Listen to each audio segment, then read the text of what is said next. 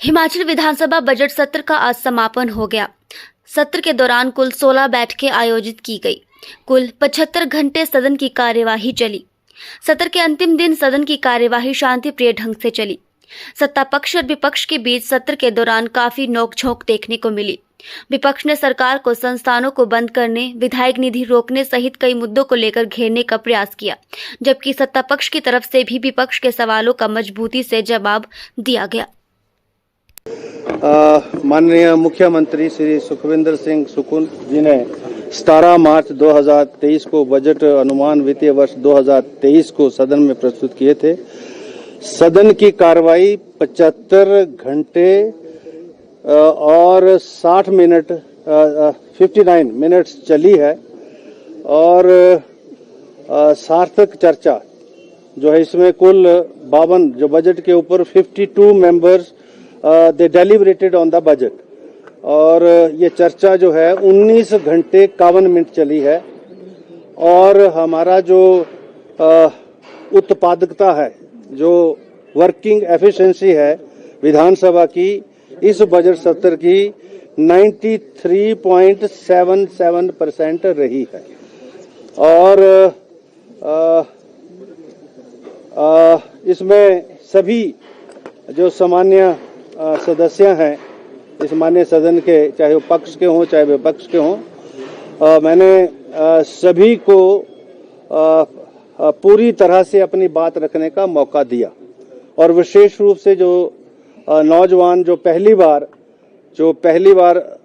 विधायक चुन के आए थे, उनको विशेष रूप से जो है बजट में हिस्सा लेने के लिए और विधानसभा की कार्रवाई में अपने प्रश्न रखने के लिए, अपने विषय रखने के लिए जो है विशेष तौर पर उनका सहयोग किया। और मुझे खुशी इस बात की है कि जो भी नए पुराने तो बहुत एक्सपीरियंस्ड है सारे, और सभी ने अपने अपने तरीके से अपनी बात जो है हिमाचल प्रदेश के मुतालिक, हिमाचल प्रदेश के अलग अलग इलाकों के प्रति और नए जो हमारे सदस्य हैं उन्होंने भी जो है बड़ी सार्थक चर्चा जो है हर विषय के ऊपर इस माननीय सदन में की है।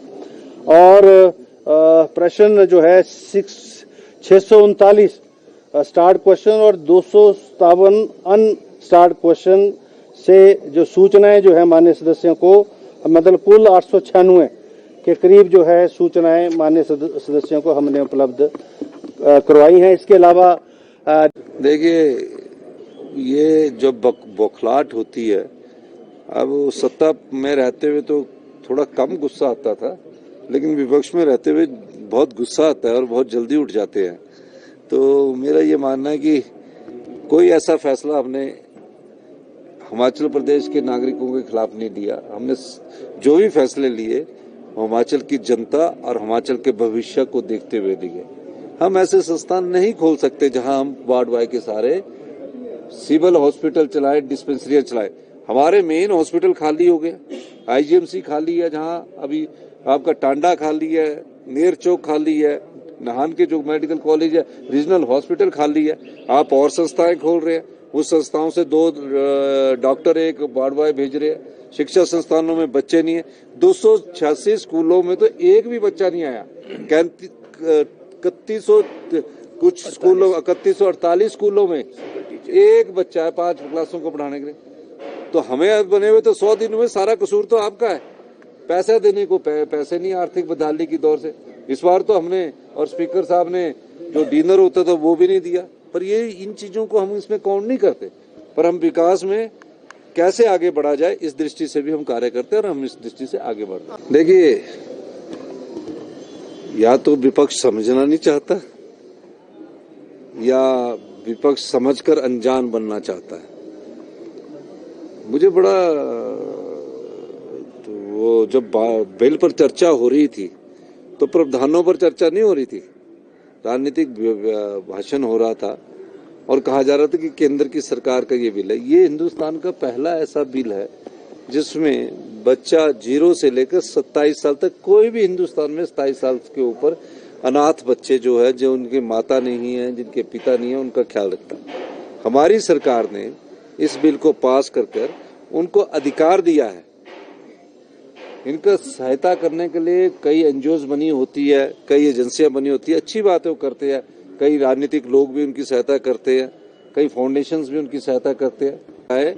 पहला रिसोर्स मोबिलाइजेशन उसमें है कि हमने 172 हाइड्रो प्रोजेक्ट जो है उस पर हमने वाटर सेस लगाया 100 दिन के भीतर, ताकि आय हो और हम अपने जो विकास के कार्य वो रुक ना सके। अभी उससे एक पैसे आए नहीं हुए, लेकिन हमारी मंशा अच्छी है। फिर शराब के जो ठेके थे, शराब के ठेके 10% पर रिन्यू कर दिए जाते थे 4 साल से। हमने फैसला किया कि इनकी ऑक्शन होगी और आज मुझे खुशी है कि 40% की बढ़ोतरी के साथ वो ऑक्शन हुई। ये हमने फैसला किया। तीसरा हमने फैसला किया कि जो पावर प्रोजेक्ट है जिससे बिजली पैदा होनी है वो 2 साल पहले कैसे बनेंगे, उस दृष्टि से हम आगे बढ़े। हम हिमाचल प्रदेश को अपने पैरों पर खड़ा करने के लिए कृत संकल्प है। हम दिन रात मेहनत हमारे मंत्रिमंडल के सभी सदस्य इसलिए कर रहे हैं कि हम हिमाचल प्रदेश को आने वाले 4 सालों में अपने पैरों पर खड़ा करें। इसके लिए हमारे मंत्रिमंडल के सभी सदस्य अपनी योजनाएं लेकर आ रहे हैं। बागबानों की स्थिति कैसे बढ़े, इस दृष्टिकोण से आज हमने ये सुधार किया है।